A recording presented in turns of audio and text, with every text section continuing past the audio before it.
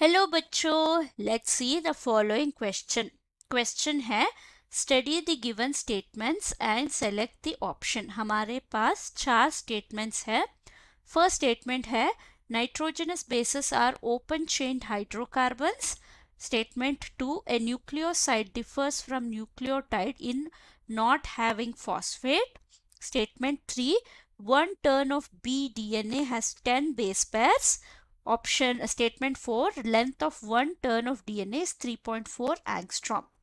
So इस question का पीछे का की कॉन्सेप्ट हम क्या बात कर रहे हैं, यहाँ पे हम स्ट्रक्चर ऑफ डीएनए के बारे में देख रहे हैं। स्ट्रक्चर ऑफ डीएनए, डीएनए का फुल फॉर्म क्या है?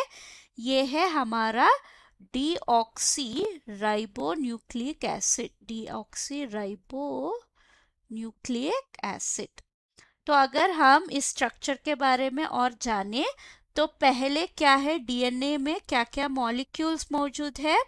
पहले इसमें शुगर है, डीऑक्सी राइबोस शुगर है, और इसके बाइंडिंग फॉस्फेट ग्रुप है, फॉस्फेट ग्रुप है, और लास्ट में हमारा नाइट्रोजनस बेस भी है, नाइट्रोजनस बेस।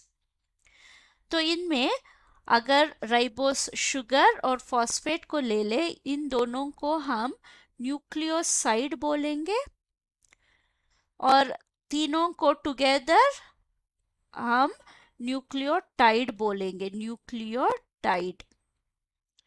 तो अगर हम डीएनए का हेलिकल स्ट्रक्चर देखें, इसमें मेन की कॉन्सेप्ट्स क्या है?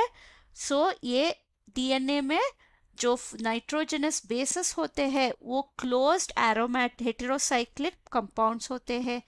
ये हेटेरोसाइक्लिक कंपाउंड्स है। मतलब क्या है, ये जो मॉलिक्यूल्स है नाइट्रोजनस बेसेस, ये कार्बन और नाइट्रोजन का क्लोज्ड रिंग होता है, क्लोज्ड रिंग।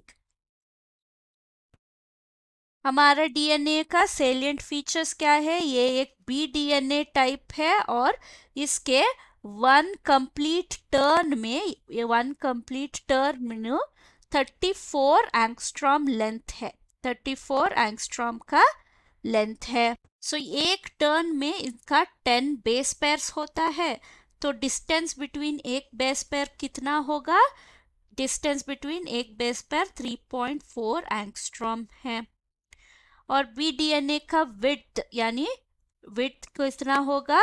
विड्थ जो है 20 एंगस्ट्रॉम्स होगा।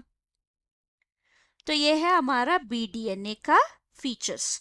तो अगर हम क्वेश्चन को देखें, फर्स्ट स्टेटमेंट था nitrogenous bases are open chain hydrocarbons, ये रॉन्ग है, वो क्लोज्ड कार्बन नाइट्रोजन साइकिल होते हैं।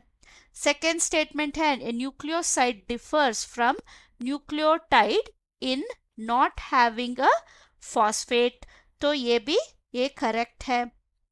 थर्ड स्टेटमेंट है one turn of B DNA has 10 base pairs, ये करेक्ट है। लास्ट स्टेटमेंट है length of one turn is 3.4 angstrom, ये रॉन्ग है, बिकॉज ये 34 एंगस्ट्रॉम का लेंथ होना चाहिए। तो इनमें से कौन इनकरेक्ट या करेक्ट है? 2 और 3 करेक्ट है, वो ऑप्शन हमारे पास नहीं है। और 1 और 4 जो है इनकरेक्ट है, वो ऑप्शन है ऑप्शन डी, जो कहता है first and fourth statement are incorrect. I hope you have understood the concept.